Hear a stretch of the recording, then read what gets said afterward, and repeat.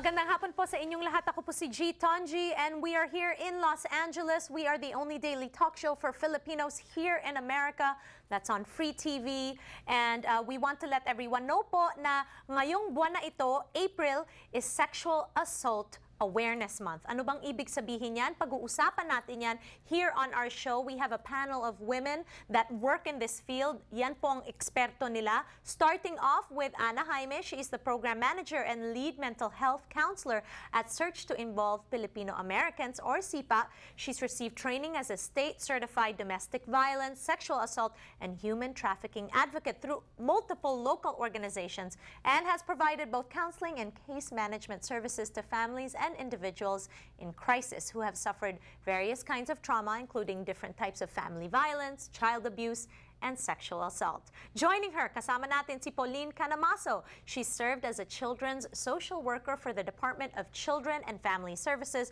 for over 7 years. She has served in specialized units such as the Asian Pacific Program and commercially sexually exploited children.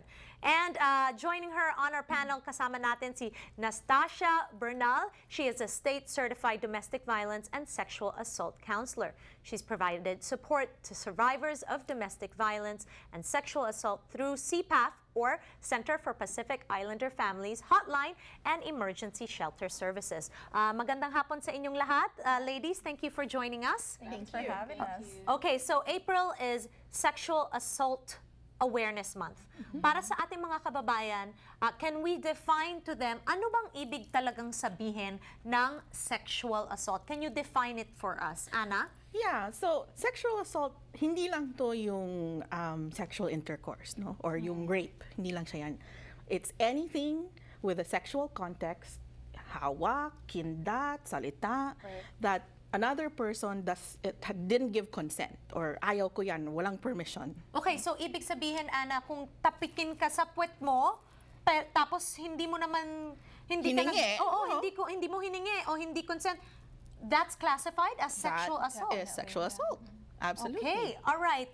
Sa iyong line of work, Pauline, ano yung definition ng sexual assault? So because I work as a children's social worker, it's any sexual act that you have with a minor.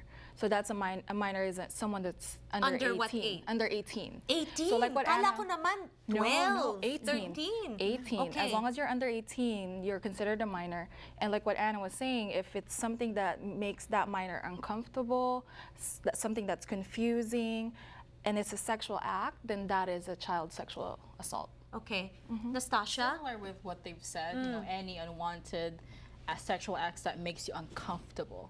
You feel like, I felt that was wrong. You know, any touching the shoulder, any kind of Ay, wait. body. Sa Yes. balikat lang? Yes, in the shoulder, like if you're in the office, you know, like your coworker touches you all the time on your shoulders, you feel like, it doesn't feel right anymore. So Okay, but let's face it, we're here in America. A lot of people Yes. want to say, I'm going to sue you or I'm going to complain. So the boundaries have to really be defined, right? And it's hard. But sa komunidad natin, lalo na kapag Pilipino kayo, ang sexual assault, mahirap pag-usapan kasi first of all, we don't even talk about sex. Exactly. Diba? So how do we sort of talk about what sexual assault is if we haven't even talked about sex? Ana, paano yun? And that's exactly the problem, right? So if I'm somebody who might feel uncomfortable or something happened to me, who do I go to? And then what do I say? So I think that's probably what we should talk about today. Is like, so what do you do if you are either the one listening to somebody who wants to talk about it or the one who wants to talk about it? What do I do now, right? Oo nga. Yeah. So in your case, you work with a lot of children, right? For the most part, I would think that if a child was a victim of sexual assault, is the parent the first one that they're going to talk to? Because I would think hindi.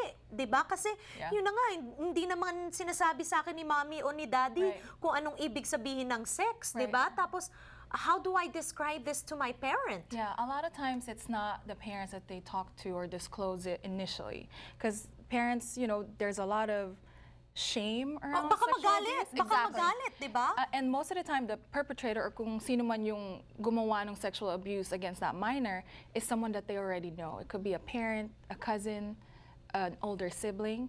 So that in itself adds more shame to it. So most of the time they talk to teachers, friends, pastors maybe even. Okay. So there's a lot of other people that they talk to, but not usually the parents. Okay, so we need to change that. We need to make sure that we open our lines of communication in our family. That's what we're going to be doing today. We want to educate you on sexual assault and the implications of this in our families, lalo na kapag Pilipino tayo. Magbabalik kami and we will discuss the signs of sexual assault if it's happening in your home or your workplace. Magbabalik kami.